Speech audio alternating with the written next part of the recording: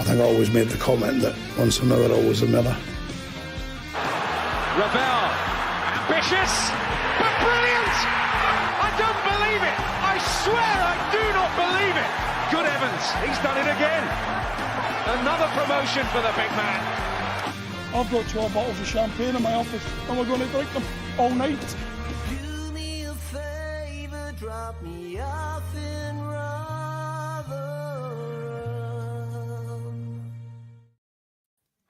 Hello, everybody. Welcome back to New York Talk. This is the Rotherham United podcast. Thank you all for being with us.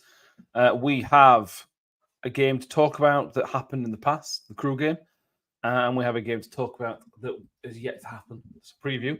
And that's with Bristol Rovers. Matt Taylors Bristol Rovers coming to New York Stadium on Saturday afternoon. So we'll talk about all of that. We've got a signing to talk about as well. Sign somebody's Thursday, so be expected. Another loanee comes into the club. We'll talk about Malik Wilks' arrival at Rotherham United. To start with, it's just me and Mick. How are you doing, Mick? I'm all good, mate. Are you? Very, very good. Danny will be joining us shortly. He's gone over to the Talking Gas podcast to do 15 minutes with those guys just to tell them how amazing Rotherham United are right now.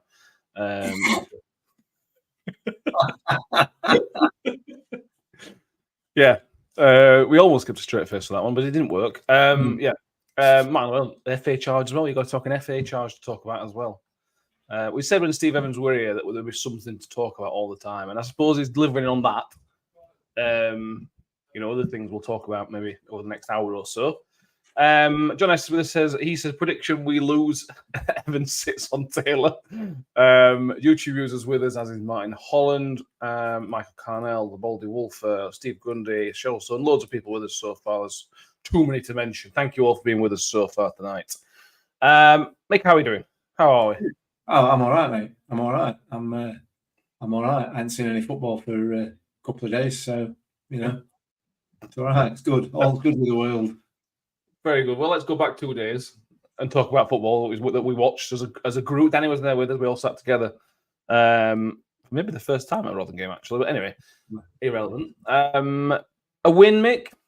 Positives to take from it, and without doubt, it's a step in performance. That's the kind of basic. That's the headline, really, I suppose. Yeah, it is. I mean, I guess it is the headline from that game. It was a million times better than the performance on the Saturday.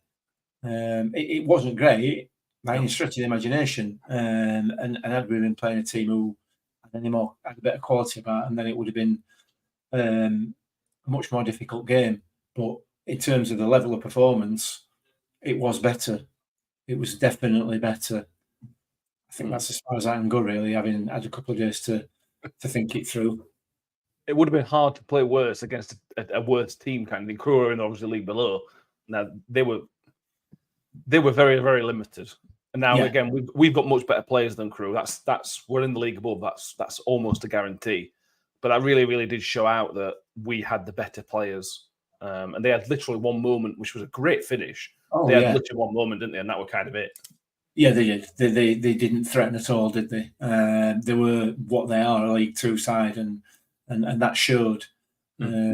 So yeah, I guess is that making an excuse for the improvement in performance? I don't know. I'd like to think that given the change in personnel in the game, that that impacted it as well.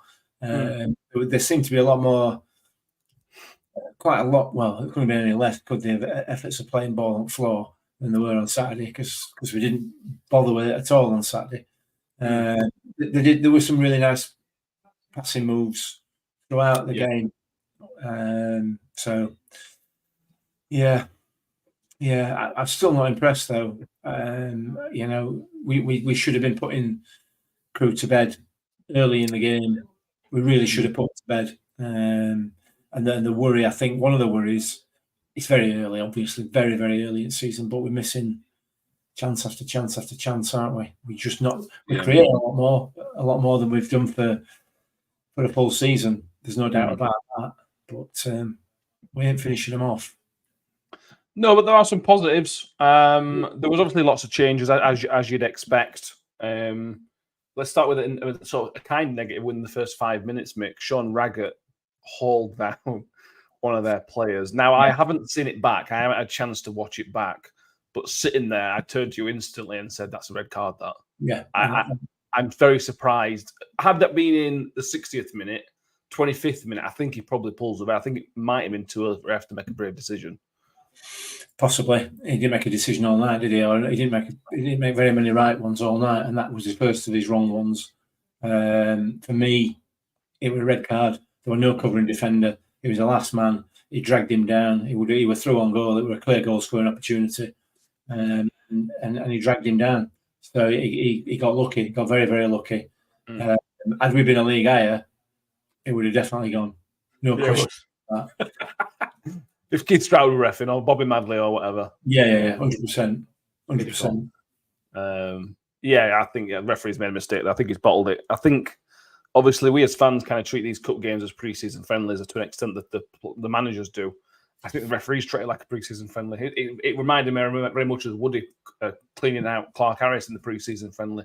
In a friendly, it's not a red card, and that's what it looked like. It would look like a kind of a friendly decision, which if I was a Crewe fan, I'd be quite unhappy about that because that's a massive impact on the game in 5 minutes. So he's either through on goal and probably scores, or Rotherham down to 10 men. Yeah, it's a completely different game then. Yeah, absolutely. Yeah. Tom Kay says these performances against Crewe, considering the stadium was almost empty this weekend, will be more of a benchmark, he says. Terry Femby is saying, don't worry, Mick, it'll come good. It may well come good. Like I said, Mick, a few changes. Nombe came in, was trained well on Sunday and Monday. Bitchy. It's usually me that makes comments like that. I couldn't resist, could I? I didn't like that. We may as well start with. There was a few other ones to start with, but Nombe looked fit. He looked sharp. He was quick. He was positive. If that Sam Nombe plays 46 games, he'll score a bucket load of goals. I know he missed a chance or two, but he also really, more importantly, linked up really, really well with Clark Harris. Yeah, 100%. They do look good together. There's no doubt about it. They've clearly got a bit of an understanding. They weren't running into each other like when Hugel's on the pitch with any other striker at the moment, or that we've seen him playing with, other than Nombe. So he looked good. He looked fit. He looked strong. He looked very, very quick. I don't know whether you mentioned that in what you said there, but it looks like he's gained a yard of pace over the summer period, and he looked dangerous. He really did look dangerous, and he looked like a player who was hungry. Which makes it all the more perplexing, really, that he didn't play on Saturday, but against his old team, where he wanted to make a point. Yeah. But anyway, that's gone now. I can imagine Steve Evans' inside voice is telling him he's playing the blinder, though. He's not playing. Yeah, I'm sure he has. And I mean, what I find remarkable is he's not claimed it publicly that that performance was as a result of him dropping him last weekend. If he plays on Saturday and plays as well, then I'm sure he'll claim it then. Yeah, we'll come on to that, but it'd be madness if he doesn't start against Matt Taylor on Saturday. It'd be a complete and utter madness, but we'll come on to that as well in a minute. First time that Clark Harris looked like a footballer again, because again, I don't know what the problem was against Exeter, but Clark Harris wasn't there. This time, he was getting in all the right positions. We were putting the balls into the box.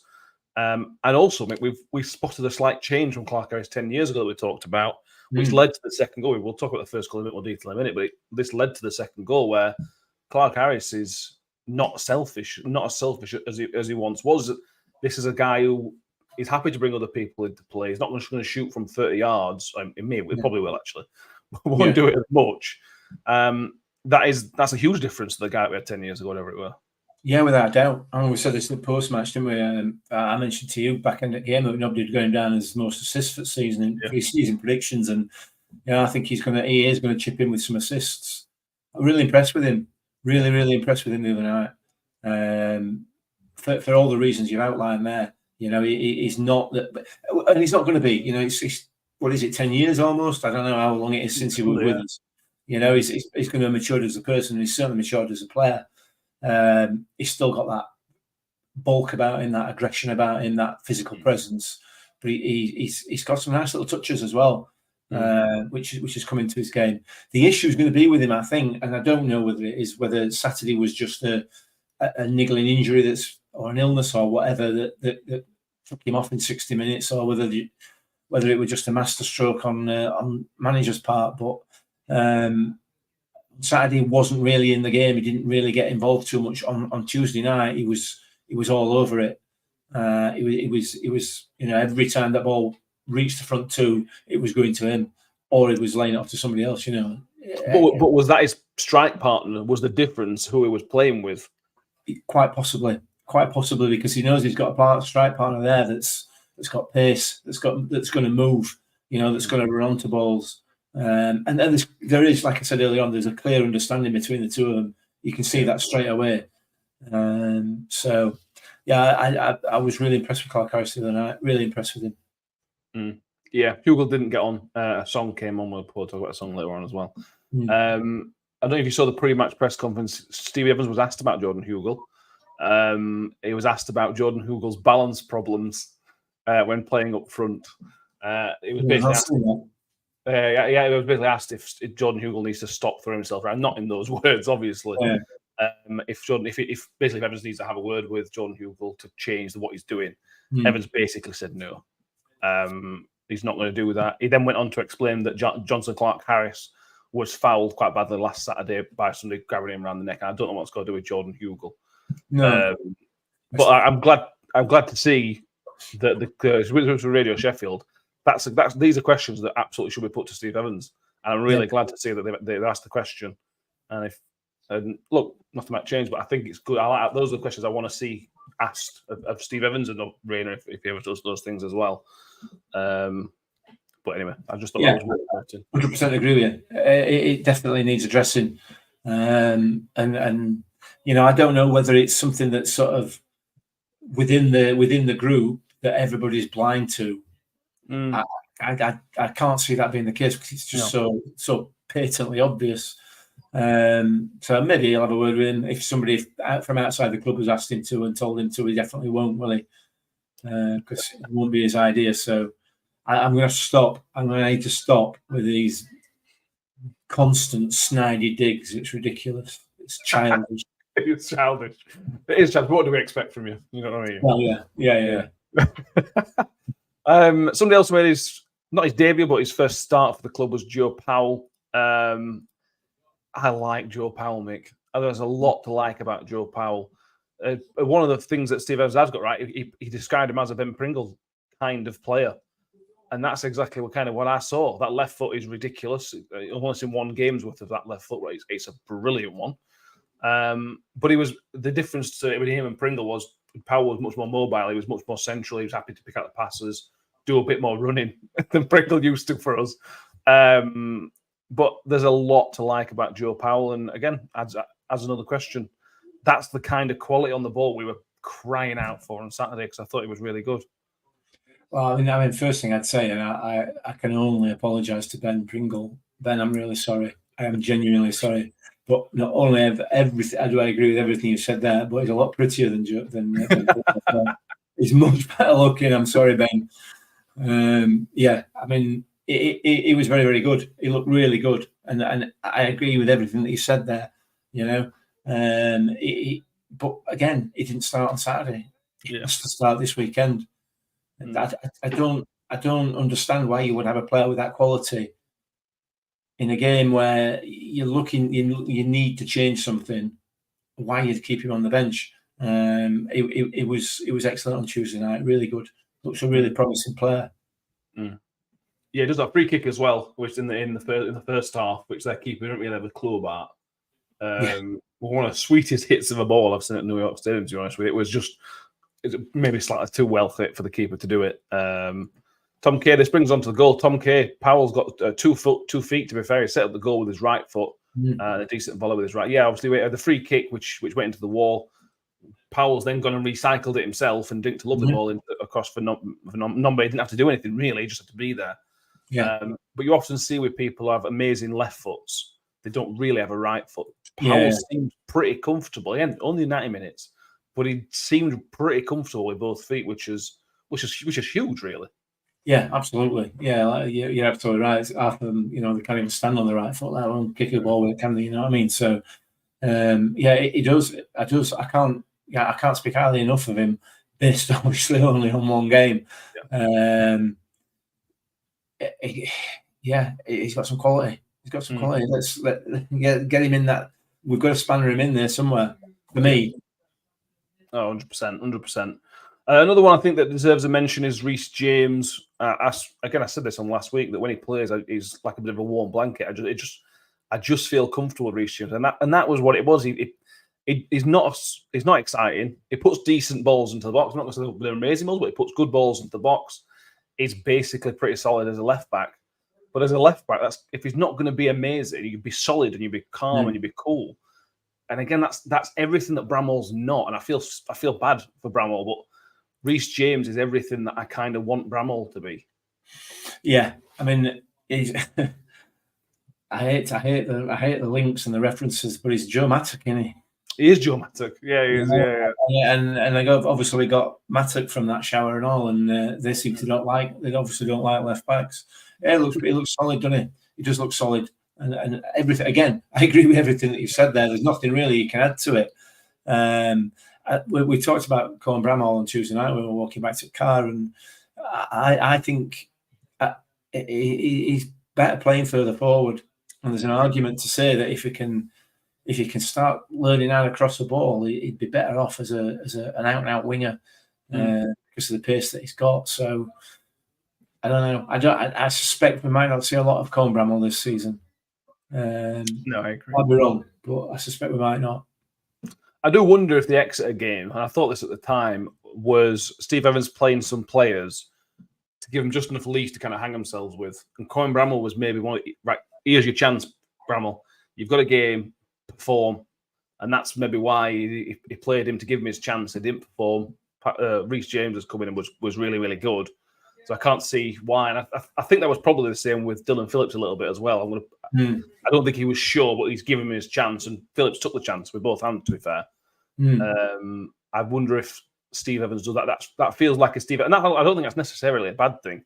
You've got to give these people chances, and if they're not going to take the chances, you take them back out. I might have given him too much credit there, Steve Evans. It may not have been his plan, but I hope it is, because then there's a bit more justification for it in there. Yeah. Don't know. Just pure speculation. I'm trying to say it without being smart. Yeah, I can see the point that you're making there. If a player's not good enough, or you don't feel a player's good enough, you don't play him. You have the balls to stand on. So I don't know. Colin Bramall is perfectly adequate at this level. Arguably more than adequate at this level. And it's his pace that gets him out of a lot of the issues that his lack of defensive acumen put him in. But going forward, he's very, very good. Other than his final ball, which that's something he can work on. That should have been being worked on for the last 2 or 3 seasons by whoever's been the manager. So he's got competition for a place on that left-hand side, hasn't he? Yeah. That's what you want. Yeah, it is, absolutely. 2 comments here that sum up football fans, and I love them both. Harvey Kelwick says Reece James and Powell have got to start Saturday. Michael Carnell saying, sorry, but there's only one player that would be on the team sheet every game, and that's Reece James. Alex McDonald took up a bit of conversation on social media. Modest Penguin says Alex McDonald, although at fault for the goal going forward is amazing, and a few people will agree. I've also seen other people say that Alex McDonald is absolute dog meat. I've also seen other people saying he's amazing. How did Alex McDonald sit for you on Tuesday night? I'm not convinced he's actually a right back, but I'm not sure. I don't know. It didn't really stand out for me. I haven't really got anything to say about him. I don't. That's not great for the podcast, but that's how his performance on Tuesday night struck me. Yeah, he was there. He did a job. Nothing special, nothing outstanding. Maybe that's all we need from players. We don't necessarily need players to be outstanding. We just need them to do the job that they're employed to do, and that's what Alex McDonald did. So, I don't feel strongly about it one way or the other. And like you said, I know some people do. And to say that fault for the goal, yeah, arguably was the ball got to the guy who scored because he missed his tackle. But I mean, it was an unbelievable finish. So swings and roundabouts, isn't it? You know, if it had got, yeah. I'm in your camp. I don't think I'm about have an opinion either way on that performance. There's a wider question mark about squad depth, but that's not Alex McDonald's fault. No, absolutely not. Danny's back. Danny's here. How's Danny? I'm all right. I've just been on the Bristol Rovers podcast and my predictions for them. How did they? By the way, we spoke to those. Just Charlie, who is their host, I've spoke to him already. Our scout report's out Friday, so he's going to run down some familiar threads of Matt Taylor last season for them and us. What did they say to you, Danny? What were they saying about themselves and us? They were asking about one of the brilliant questions from one of the co-hosts. He said, has there been like a shift in mentality in the way Rotherham approach football since, getting rid of Matt Taylor and now bringing Steve Evans in? Which I thought were an absolutely amazing question. And I think Steve Evans was brought in to get the feel-good factor back. But I also think we were so used to managers who had more of a temperament to them and weren't quite as bullish. I think that's why Steve Evans' antics at Exeter, and he's now charged by the FA, has rubbed a few up the wrong way. Of course, we had that with Matt Taylor, but he was justified because Championship referees are god-awful. But Steve Evans, I don't think, is justified for it because the referee against Crewe was much worse than the one against Exeter, but he's stayed quiet against the Crewe official, the official. He didn't send Raggett because he helped us, that's why. Yeah, he's helped us, but at the same time, some of those decisions were absolutely balmy. And then just who the key players were in the squad in terms of squad rotation. Alex McDonald is going to be crucial because he can basically play anywhere, and he's like Steve Evans' lieutenant. But in terms of how we play distribution-wise, I thought Kelly had a brilliant game against Crewe, and he's going to be instrumental with that. Just a downside is 34. And match up from there, really. And then, of course, our team prediction, which is like choosing the lottery numbers with Steve Evans. But I think I've got it bob on. So if you want to go and check out their podcast after you finished watching us, of course. Matt, I believe you have the name. It's the Talking Gas. Talking Gas, that's it. I knew it involved gas somewhere. So yeah, check out Talking Gas.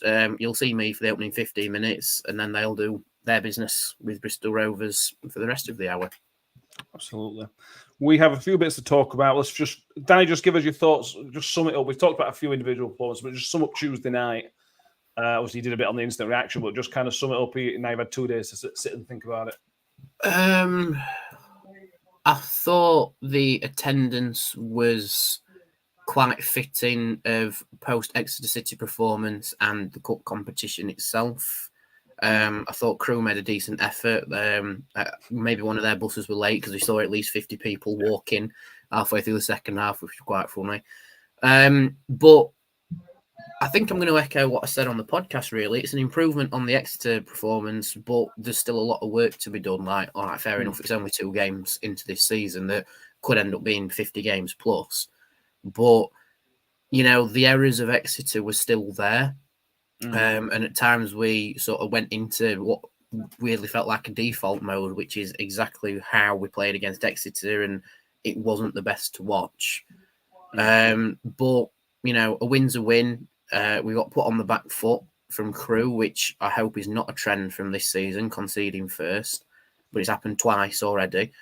And I just hope we learn from those mistakes very quickly, and I hope that Steve Evans learns to start Sam Nombe in games as well, because he had a cracking game against Crewe. Even though his rating in the Advertiser was a bit low, I thought he was one of the standout players. Yeah, he only got a 7 in the Advertiser, and a few players got 8s. Nombe would have been not far off my man of the match.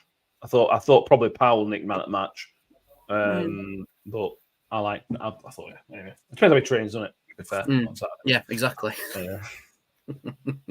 Sticking with the Carabao Cup, the draw was made. Fleetwood Town away. Look, makes a terrible draw, but at the same time, they're in League Two as well. And the big boys aren't in here until the third round. So this is both us and Fleetwood. Fleetwood will be saying the same thing. This is an opportunity to make it through to a decent level and hope for that plum draw in the third round. Yeah, it's not exactly an inspiring tie, is it? I can't imagine Sky sending the full weight of their camera crews down to Fleetwood to watch that game. So you might just get a blue screen for the full game just because they can't bother to send anybody. Hopefully the guy they send knows how to work the wires and stuff. That'd be another option as well, wouldn't it? Yeah. It's another game that we can get some game time into the legs of some other players. And then maybe come up with might even come up with some sort of tactics as well. Who knows? Yeah, maybe. There is prize money in the League Cup, but it's really not. It's like tens of thousands of pounds in these rounds. It's really not worth hosting the game, probably, to be honest with you. But with the Premier League teams that were on offer to us, for me, it was get a really rubbish team or as low down as possible and give yourself that opportunity to then get a big boy at home. I'm really desperate to get a big team at home at New York. We've not had one, have we, yet? No. I'm desperate for that big boy at home. Danny, anything else on the Carabao Cup? I'm glad I'm working. Fair enough. It's such a dead game, though, isn't it? Fleetwood away on is it a Tuesday night? Not Tuesday coming, Tuesday after. Yeah, 27th of August. It's such a dead game, isn't it? And I've seen a few Fleetwood fans already piping up, going, "Oh, the last time we faced this, like we've been 4-2 and 1-0." So I hope we beat them just to get our own back in a little regard, and I pray we get through and get a bigger team in the third round. But knowing our luck, we'll get Watford at home or something in the third round, something silly. But I hope we get like a Man United or a Liverpool at home. Do they come in at round 3 or are they round 4? Yeah. All round 3. Yeah. Oh, right, okay. So I hope we get Man United. Just to have a bit of interest in it. We might actually get onto Sky Sports Plus again and with a title game this time and not just some backdraw team that you have to navigate the red button for. Yeah. We're desperate to get a big team at home. Tom Case says, after last season, I just didn't want another pumping away at a championship team. We've safely avoided that. Benjamin says, Man U away, if we beat Fleetwood, is a decent shout as well. I'd put them home, but I see what you're saying. Right, FA charge. Steve Evans has been charged by the FA for something to do with the referee. Do you want to get the wording up? I might as well read the full statement from it because it's quite funny. It's took out the tweet out earlier. It's taken one game, and Steve Evans has managed to get himself in trouble with the FA. That's about as expected, to be honest with you. Right, it says Steve Evans has been charged with misconduct following the Rotherham against Exeter. It is alleged the manager used improper and/or behaviour and/or questioned the integrity of a match official in and around the changing rooms. Steve Evans was on Monday the 19th. Referee had a good game. Steve Evans lost the game. It was either a distraction or he's a terrible loser. I think that's. Have you got anything else to add? Harry's but water's wet. Steve Evans has been charged. Yeah, happy? Embarrassing. Exactly. People get charged. People are allowed to be upset. Yeah. But the referee was very, very good. Reading through the jargon wording of the statements, because statements are statements, but he's obviously called him a cheat in some regards. Yeah, he's probably used a bit more colourful language, but he's called him a cheat. But it's just but the referee had an okay game. He didn't make any serious errors. He didn't gift Exeter a penalty or rule one of our goals out for a dubious offside. He's had an all right game. And if you're calling someone a cheat after having an all right game, that to me screams sore loser. And I know people in the comments are saying, and I completely understand where you're coming from. having such a large turnover of players and expecting, perfection and expecting to hit the ball running. Don't judge after 10 games. I completely get what you're saying, but Evans is a victim of his own hype. He's hyped us up so much to do well this season that we got in our heads. We got the England mentality of we are expected to do well.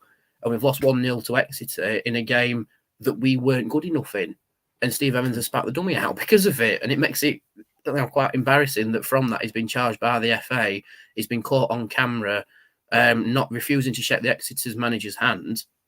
And it's not something I want to be associated with as a Rotherham fan because it's embarrassing. Get used to it. I know it's silly. If he can't control himself like that and at least show a little bit of integrity and some good sportsmanship, then I think me and Mick are going to be very upset with him this season. What I would say is, just to read between the lines, we saw him on telly shouting at the referee. This charge is to do with in the changing rooms, in and around the changing rooms. So this has clearly continued into the changing rooms as well, which is disappointing. If the emotions there on the pitch, I can disagree with him, but the emotions there continue it into the. I just think it's obviously unnecessary. That's the thing with football. You leave everything out on the pitch. As soon as you're in the dressing room, it's done. Yeah. Let's move on to something else that's got fans talking. We made a signing today. Malik Wilks has arrived from Sheffield Wednesday. Steve Evans was spoke very positively about Sheffield Wednesday in his interview, which is unusual for a Rotherham United manager to do so. But each to their own. Mick, Malik Wilks. This is an odd signing because there's not many positive reviews of Malik Wilks. He was good for Hull for one season. I think it was the COVID season when they won the championship in League One. And I think he had an okay spell at Doncaster as well. He's been at Sheffield Wednesday for I think 2 years, and it's not worth driving him from Sheffield to Rotherham, obviously. But I think if they needed to, a lot of Sheffield Wednesday fans would have done that. Thoughts on Malik Wilks? Well, I mean, if that's the case, then he's going to be a decent player, isn't he? Because they don't know what they're talking about. The lad is obviously a quality player. He quite clearly is, because he's proved that previously. Now, whether there's an issue attitude-wise, whether there's an issue personality-wise, who knows? Whether his face just did not fit at Swillsborough. Again, who knows? He comes in here with us with a clean slate, doesn't he? And he comes here and as he would to any other club or any player goes to any club, you go in and you prove yourself. If he's got a problem, if for example there is an attitude issue, then our manager will deal with that. There's no doubt about that. Unless his attitude is the same as the manager's, and then they'll just be able to sit in a room together and tell each other how good they both are. I don't think that's the case, but you know what I mean. You know what I'm saying. Evans will gaffer him in that respect, if that is the case. There may be other issues. I know he's had some off the field problems as well, which that all those sorts of things are going to impact you no matter what you do, whether you're at work, whether you're a footballer or a butcher, a baker, whatever. Whatever it is. Even if you make candles, I knew that's what you were thinking. But yeah, so who knows why he's not been able to tie down a place at Swillsborough? Maybe he just don't like Wednesday. Who knows? Can't fault. On board with that. Oh, we're all on board with that one. Yeah. So let's see. Yeah, let's give him a chance and see what happens. Yeah. Tom Case doing the Yorkshire tour. I mean, there's only Sheffield United in South Yorkshire he hasn't played for now. It's like a weird game of bingo for him, I think, isn't it? Say that again. It's like a weird game of bingo for him, isn't it? And he's Sheffield United's got full house. He may well be the team that's played for the most teams in South Yorkshire. I wonder if anybody's completed the set. There can't be many because not many players go from Wednesday to United, do they? Well, what he's doing is moving up the hierarchy, and he's played for Donny, then he's played for Barnsley, then he's gone to Pigs, come to us, and then he'll go up to United when they're. That makes sense. It's like up the pecking order, if you like. He's working his way up the pecking order, and he's got into second place now. So There you go. How do you feel about getting clipped by the Sheffield Wednesday fans, Mick, by the way? Oh, that was funny. That was funny. It's funny on so many levels, isn't it? It's funny on so many levels. I mean, they didn't clip the bit where I said this is going to be clipped by a Wednesday. No. Somebody on Wednesday. But apart from that, now whatever. Yeah, it's great to see that we've got people from other clubs listening in as well. Like we do. Obviously, I'm sure all of us on here who are talking now and the people in the comments, we all go and listen to Sheffield Wednesday podcasts as well, don't we? Because oh wait, no. no, we don't, do we? No. Yeah. Harrison, did Killen Lavery do it? He missed out Barnsley. With Barnsley. He went to Wednesday. He did Chesterfield though, so he's got. It's not quite. It's obviously not South Yorkshire, but it's localish. Lavery's the closest to completing the Radio Sheffield set because they include Chesterfield, don't they? Yeah. So yeah, if anybody's got any other advances on that, we will take them for no reason. I'd say Billy Sharp's up there as well because he's done Leeds, Hull, Doncaster, Sheffield United. Obviously missed out on Wednesday. I don't think he did Barnsley. No. And he gets like half a point for being linked to us, I suppose. Yeah, we'll take that. Yeah, let's move on. Danny Ayton, Adam Malik Wilks. I'm sitting here really not wanting to say anything because I think he deserves the benefit of the doubt, to be honest. Yeah, I think with him having a bit of a patchy injury record at Wednesday, it is, like you say, a bit more of an open slate for him. With us, a clean slate. And I do think he's got a lot to prove. He's not just got his ability to prove to Steve Evans, but also to Danny Roll as well, with it only being a season loan. Because I believe he's out of contract at the end of this season. So not only is he proving himself to Steve Evans, but putting himself in the shop window, potentially earning a new contract at Wednesday. So there's all the things on the paper for him to put a shift in and hopefully do well. And I've just seen Lewis Oldham's tweet. Hello, Lewis, if you're watching. And he said that he's had a rough time at Wednesday, but he's only 25, which I'm quite surprised at. I thought it was older than that. And he's been sensational in League One with Hull and Doncaster, and he's had 49 goal involvements in 92 games in League One, which is decent for a winger, I think. So if we can tap that vein, then we might get a bit of gold out of him. Yeah, let's hope so. Look, we'll all be buzzing if he scores on Saturday and has a good season. We'll all be absolutely buzzing about it. It's okay also to have your reservations, which I think is where a lot of us sit. Well, let's see what happens. On transfers, Mick, there is rumour of another loanee coming in, and this concerns me a little bit that we've gone back to the short-term Rotherham United. We've brought in at least over £1 million this summer, potentially closer to £2 million this summer in transfers with Victor Kyoso and now Ollie Rathbone. We've not spent a penny as far as I can work out in terms of transfer fees. Now, I know loans aren't free, but loans are loans. They're not permanent. There's no value for the club in terms of longer term value. And that's a massive concern because for the first time ever, the club have done a good thing by getting money into the club through transfers. But what you're meant to do with that is reinvest it into the playing squad so you can then buy better players to then sell on in a year's time, 2 years' time, 3 years' time. And I thought that's the route we were going down. But we're obviously not, are we? Because it's such short-term thinking. And it makes it even more frustrating. I know I'm going on a bit. Stephen's talked today about being in a transition season.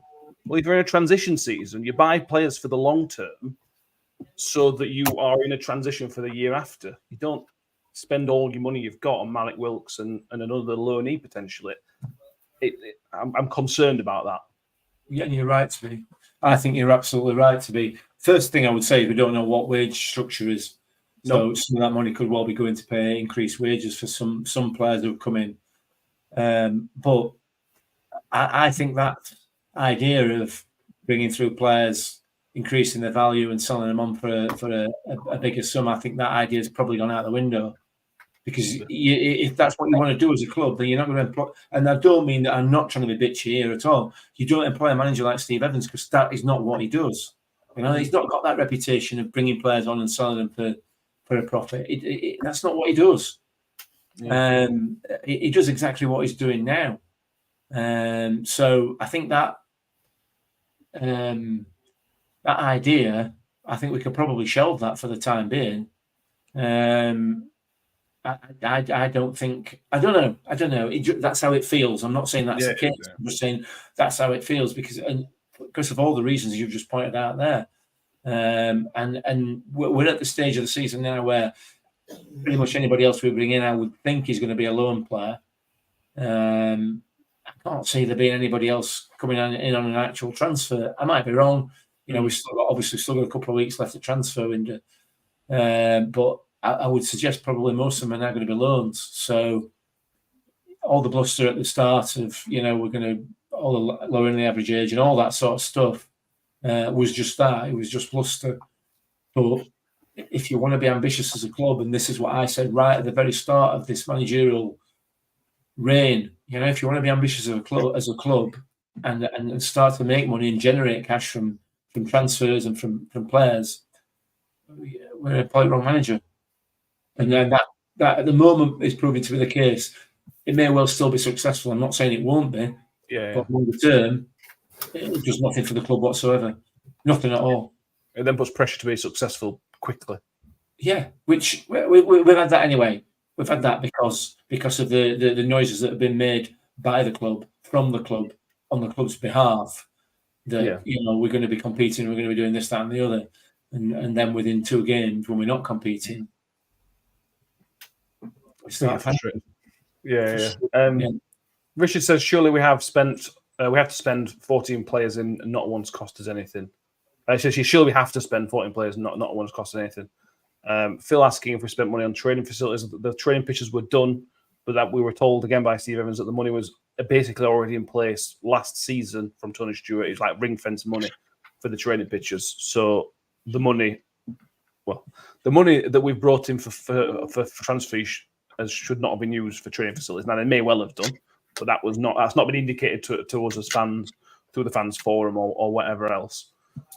Skiddy saying that Powell could possibly go for decent money if it turns out to be good. He could, but the problem you've got is, and we've got to talk about Bristol Rovers in a minute, but the problem with signing people on 2-year contracts is you're tying your hands behind you. If one of these turns out to be a superstar, you're not actually going to get any value for him in 12 months because they're in last 12 months of the contracts anyway.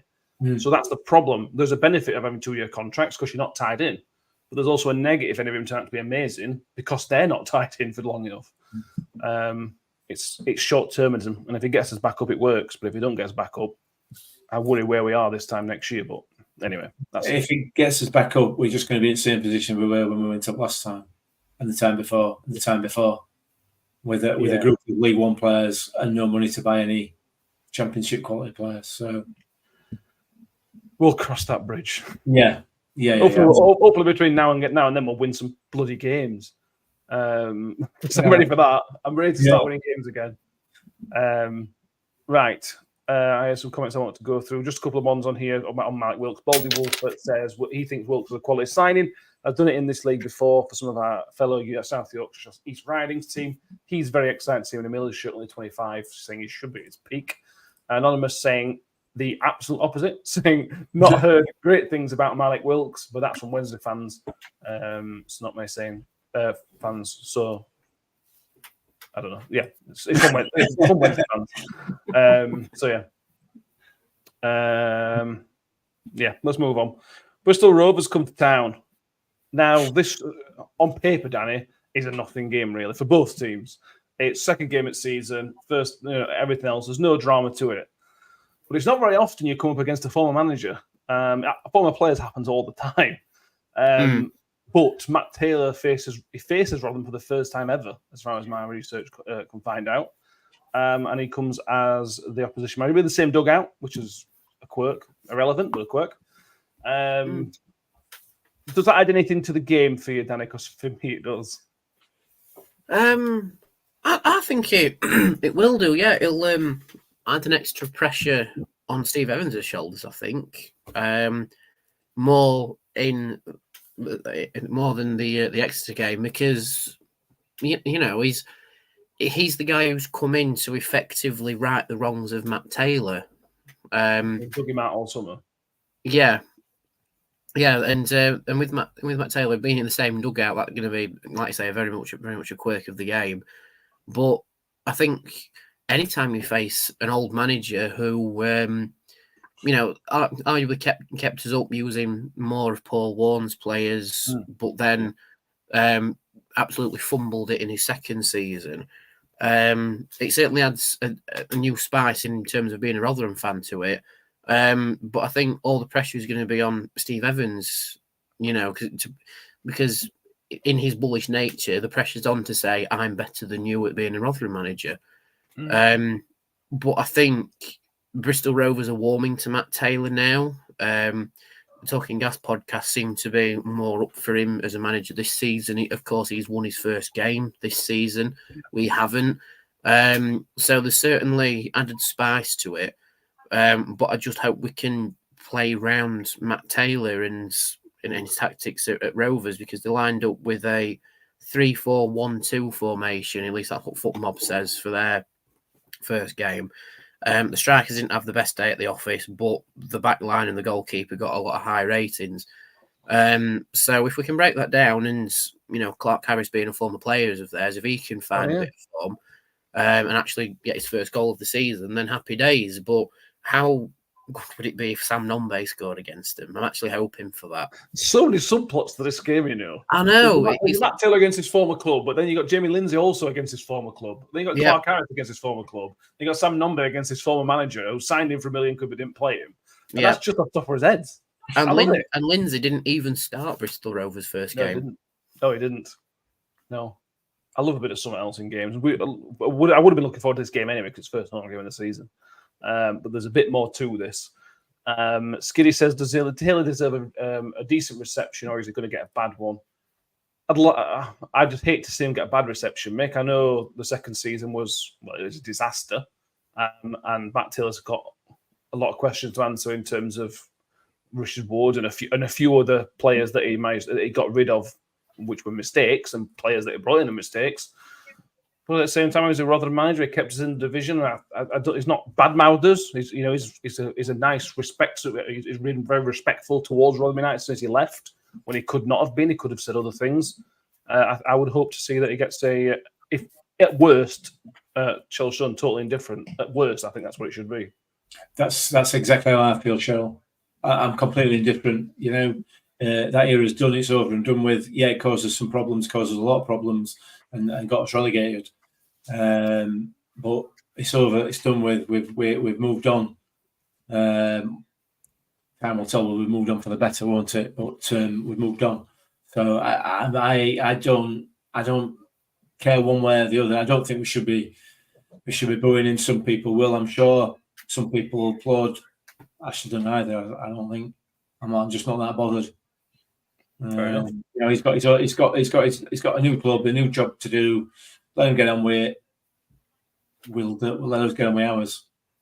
Knowing the managers as we do, Mick, Steve Evans for a long time, Matt Taylor for a short time, but we still know him as a manager. What do you think this game and the subplots to it mean to both of them, if anything? I think Taylor, whether he's any good as a manager or not, is not part of this conversation. No. But what he is professional. There's no doubt about that. He's a modern manager. He's professional, and he holds himself and behave with some dignity. We know that, we can't, unfortunately, I don't think any of us, we like him or loathe him, could say the same about our manager. Dignity is not on the table as far as he's concerned. So I don't know whether I think it's more likely to affect Evans than it is Matt Taylor, personally. Because I think he would see it as an opportunity to get one over on the manager, as you rightly point out, that he's been digging out for some of the summer. So, he will see it as a way to massage his ego a little bit. I don't think Matt Taylor's that kind of person. I think he'll just get on with it. So He said he's pretty much pressed today about he referenced the club making poor signings over the last 18 months or so, which is, he didn't say Matt Taylor, but it's a direct dig Matt. That's how I read into it. Danny, do you think the same as Mick? It matters more to Evans than it will to Taylor? Yeah, 100%. 100%. Taylor's coming to New York to do a job. And I'm with Cheryl, yeah. It's very indifferent towards Matt Taylor. He came in, did it in his first season, didn't work out in his second season. Of course, some people will take that as the opportunity to have a dig at him, as they always do in football. But, we've talked to the man himself, and he was a very sound bloke, the type of bloke you want to go for a pint with and talk football. So to me, there's no reason to woo him because maybe I'm a bit biased because I've spoke to him, personally and not just had him as the manager of the football club. But I see there's more to him. He's just there to do his job and get the win for Bristol Rovers. So yeah, of course it matters more to Steve Evans because not only has he been piping up about poor signings made by the club over 18 months, which is an indirect dig at Matt Taylor and possibly Liam Richardson in the winter window. But it means more because he's not won a league game yet. He's not scored in the league yet. He has to prove that Rotherham are capable of beating teams in this league. And unfortunately, he's not done that yet. Fair enough, we played 2 games, one in the cup. Yeah. But he's bigged us up so much over the pre-season that we're going to be challenging for promotion that the pressure is on for him to beat Bristol Rovers and get points on the board. And in his head, there'll be the added bonus of, it's the former manager who, run the club into the ground recently and I got brought in to save, so I have to beat him. But in that regard, kind of hope Bristol Rovers win because it'll be funny. but at the same time, I want Rotherham to win because it's Rotherham. So I want Rotherham to win 2-1. If I was a neutral, I'd be wanting Bristol Rovers to win just to see what happens. That's exactly what I'm getting at. If I put my neutral hat on, I want Bristol Rovers to win. But if I have my Rotherham hat on, Rotherham to win every single day of the week. I think this will matter quite a lot to Matt Taylor. I don't think this is just another game. I think if rumours are to be believed, and these are only rumours, one of the reasons that Matt Taylor would have lost Joe is because there was a potential Steve Evans coming back last November. Obviously, that didn't play out. But Matt Taylor, everybody in the game knows each other. So those rumours would have been swirling around for Matt Taylor as much as they would have done for us. He will want to show his old bosses what they're missing, kind of thing. And one thing you would say about Matt Taylor is he didn't often get us playing. But when he got us playing, on those occasions he got it right, we were amazing. These might only be 4 or 5 occasions over a 2-year period or whatever it was. I think in Blackburn, both games until a red card and a few other things. I could see Bristol Rovers getting some. Really, really could see them getting some. But we'll see. We'll go on to your guys' predictions in a minute. Michael Carnell saying he's got to look after Matt Taylor after the game, during the game. That should be easy. Chris Ibbotson says we should give him a guard of honour with people wearing masks of all these terrible injuries or injury-prone signings. I tell you what I would respect the hell out of if Matt Taylor came out wearing that shirt, that Hawaiian shirt with face over. Don't think that'll happen. I mean, brilliant. That would be pure box office, that wouldn't it? I'd love it if he should do I don't know if he's done his press conference at Bristol Rovers yet, but I'd love to see if he's not going to come out of the game, pre-match presser in your shirt. Come on, that's what we want to see. That's what we're all about. Yeah. Phil's saying Blimey says, Blimey, is this with a We Hate Steve Evans podcast? Absolutely not, Phil. We will give Steve Evans praise when we see something to praise. If it was Matt Taylor, we'd be saying exactly the same things. We criticised, and we did criticise Matt Taylor quite a lot. And he had the stones to come on the podcast. Anyway, Tom K. I've noticed Evans has backtracked over the promotion promises of late. He's now started talking about the team being a work in progress, which sounds like a way of asking for patience. Yep. Sander, nothing against Matt Taylor, but I will be so angry if we lose. Sander's coming over Estonia. He's in 2 defeats so far. So hopefully we get you a win this time. For Sanders' sake, I hope we win 4-0 now. Do it for Sander. That should be Steve Evans' pre-match talk. Do it for Sander. Yeah, absolutely. Right, let's talk about the game itself. We've talked about so much now. I'll probably go a little bit long again because, as promised, Steve Evans gets talking. He'll get talking about anything, Steve Evans. The game itself, Mick, Tuesday night feeds into this really. Mm. For me, there's three players that start on Tuesday night that have to start on Saturday, and that's Sam Nombe, Joe Powell, and Reece James. Everybody else we can debate about injuries permitting, but those three have to be in the starting 11 for me. Yeah, I think you're right. Hugo drops down to the bench, Bramall drops down to the bench, and then you've just got the problem of how you're going to fit Joe Powell into that midfield. Yeah. I thought Tahi played well the other night, although he has got a bit of a knock, so that might open up that space. Hacks was just Hacks when he came on. I just love the bloke. He's fantastic, and he has to start. Again, Hungbo, I think, took a bit of a knock. I think at the weekend he wasn't on the bench on Tuesday night. So, but if he's fit, he has to start. So it's the midfield is likely to be the issue. But other than that, yeah, I agree with you wholeheartedly. I think those three players certainly should be on the first team on the starting lineup on Saturday, without a doubt. Performances on not only on Tuesday, but certainly with Powell when he came on, and to a degree, albeit a lesser degree, Nombe when he came on against Exeter. But they influenced the game massively, both of them. And Nombe influenced the game so much more than Hugo, so much more. Yeah, night and day, isn't it? Yeah, it really is. It really is. His involvement is so much more involved in it. So, yeah, I agree with you. Those three for definite for me. Yeah, you missed the first bit of the podcast then when we talked about Joe Powell. Just talk to me about your thoughts on Joe Powell on Tuesday and why you think he should be in that starting 11 Saturday. I just think he controlled the game really well. He was just out the blocks quickly. He didn't need any time to warm into the game or anything. He just was consistent throughout the game, and I'd argue that the only other two players that were consistent throughout the entire game was Reece James and Nombe. So I think those three have probably cemented the place in the starting 11 is a bit strong because we've played 2 games, but they've certainly helped the case in being in the starting 11, and it's given us more of an idea of who our starting 11 is shaping up to be. And I think it's given Evans more of an idea as well. Of course, it depends on how they train, but we'll leave that there. But it's like Adoffin and Nombe have scored our first goals of the season, and they've got themselves into those positions that we didn't get into against Exeter. Clark Harris has shown that he will score sometime soon. Yeah. And so I think your starting strikers have to be Clark Harris and Nombe, because they seem to complement each other really well. They linked up really well. If it wasn't Clark Harris doing the flick on for Nombe, it was Nombe doing the through ball for Clark Harris. And they could be a really dangerous partnership.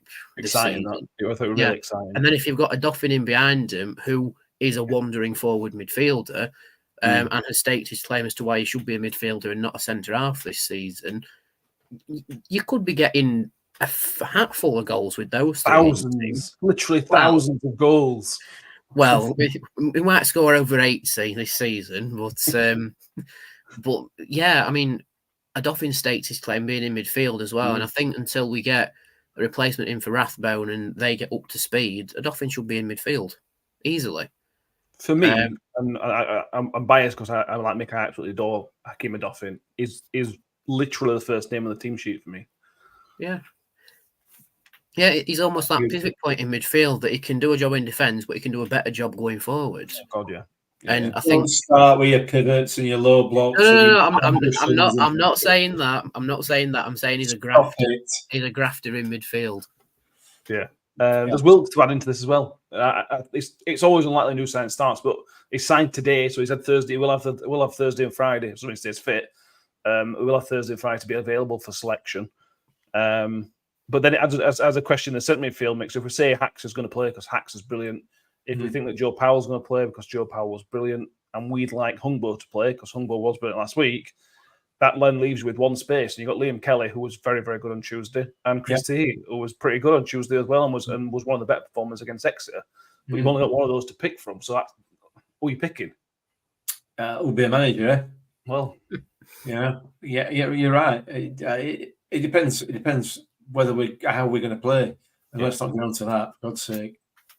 Nobody knows. We'll see. Listen, we could speculate all night as to who should and shouldn't be in, and ultimately, as per it's not that decision lies with none of us, does it? And I'm sure that Evans will surprise us with his starting lineup. He usually does. He does, yeah. So we'll see. Let's wait and see. Raggett's a doubt, by the way, which is a concern because he's been really solid both games. It's been Sean Raggett. Yeah, it's been exactly what I expected. He won a ton of headers from set pieces. Although, from what the fellas at the Gas podcast said, apparently Raggett always had an absolute stinker whenever he plays Bristol Rovers. Perfect. Stay injured. Have this one out. Have this one out, Raggett. But to be fair, if you go on Tuesday night, you just bring Cam Humphries in and keep Jim McCarthy. Zach Jewell might be fit. So if you keep it thought about, it's not a massive problem. It only becomes a problem if somebody else gets injured because then your depth's just not there at centre half. And we've been saying this for months. But that's a transfer issue. We're not going to go back over again. Skiddy says if Taylor's team played like we played under him, we know we won't get many crosses. We'll be going into our box and they're going to try and keep the ball with no real intent. Hopefully so. Harry says that Kelly would start over Teehee for him. Terry Femi says, isn't it nice to have this quandary? Isn't it nice to have these conversations? But not last year where we're going, well, he's injured. Or Hackett defence it is then. Nice. We had Nigel Carnell says, for me, who would definitely start is Dawson, James, Powell, Kelly, Nombe, Clark Harris, Hacks, then pick the rest. Cam Dawson he didn't have much to do, Danny. Let's not sugarcoat this. He didn't have much to do against Crewe, but what he did very, very well. And what that says to me, if Phillips, there's pressure on Phillips, as there always is with the number one. There's pressure on Phillips. If Phillips drops him a clanger on Saturday, he might find himself out of the team pretty quickly because Dawson looks a really, really capable number one. Yeah, it does, and I think the goal is nowhere near Dawson's fault because even Victor wouldn't have saved that. No. But yeah, I don't think he would have saved it. Yeah, exactly. But I think that Chelsea keeper whose name I can't pronounce has to be a little like. As Plaquet, no, that's the right back. You know what I mean? Though, the right gangly one. I don't think even he would have saved it. But yeah, you're right. He wasn't really tested that much against Crewe. I think their keeper had far much more to do and pulled off some absolutely amazing saves. But when Dawson had to be called into action, he was, like a little tip over the crossbar here or just putting it behind the post there and, coming for the ball when he had to. Yeah. I think the only way Phillips would pip him is coming for crosses, which he seemed to do very well against Exeter.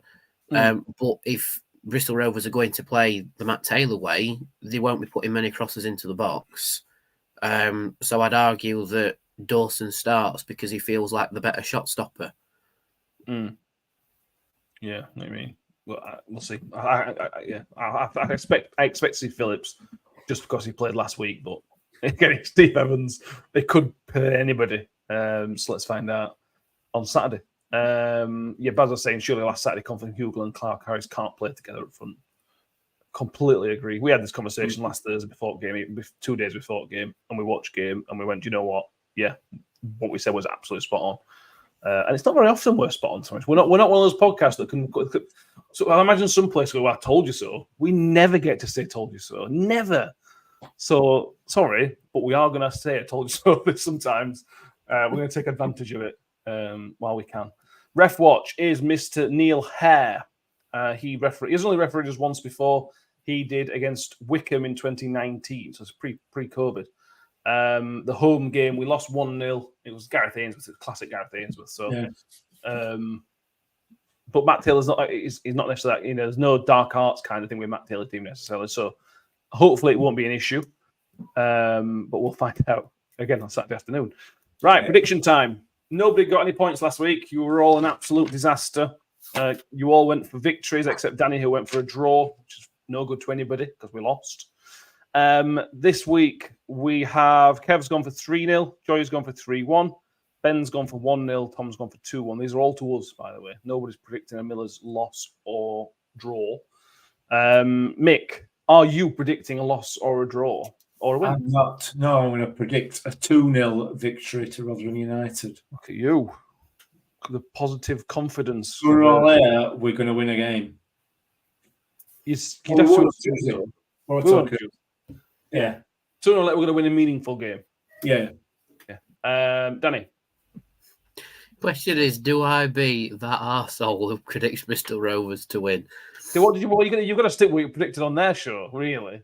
Yeah. On their show, I predicted Rotherham to win 2-1, so we'll go with that. You got to stick with that. So if Rotherham win, everybody's going to get points. Everybody's going to get 3 points. A point, sorry. But there's always a chance we won't.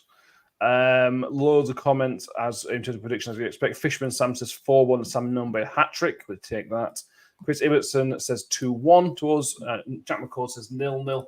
Noel Jordan says 2-1 to us. Steve Bunny says 2-0. John S says Bristol Rovers 3-1. YouTube viewer says 3-0 to us. Harry says 0-1, a Taylor masterclass. Skinny says 3-1 to Mills. Mike Mills says 1-1. Terry Femi has a win for us with 2-0. Chris Wright says 3-1. We've got loads. Tom K says 2-1. Gumbo 3-0. Michael and Cheryl Stone say 3-1. Phil saying 1-1. Skiddy correctly saying, Mick, we can't keep a clean sheet. And he is right. Yeah, no, that's true. Yeah. Which means that as well. Everything's going to be beautiful. Yeah. Modest Penguin says 3-1. Penalty conceded for a light challenge, which we'll complain about for the next week. To be fair, that's I don't know where this is from, but one of the most perfect things is to have a really, really good game, except one thing goes wrong that you can then complain about for ages. Yeah. That's a perfect game. Yeah. I mean, hopefully we don't get a charge from the FA about complaining about referees. No, we will. We'll be fine. Well, we'll be fine, Mick, not me. No, I might have a problem. Haley Wilson, the Millers, and Drawing them all have 3-0. Nathan Crabtree says 4-0.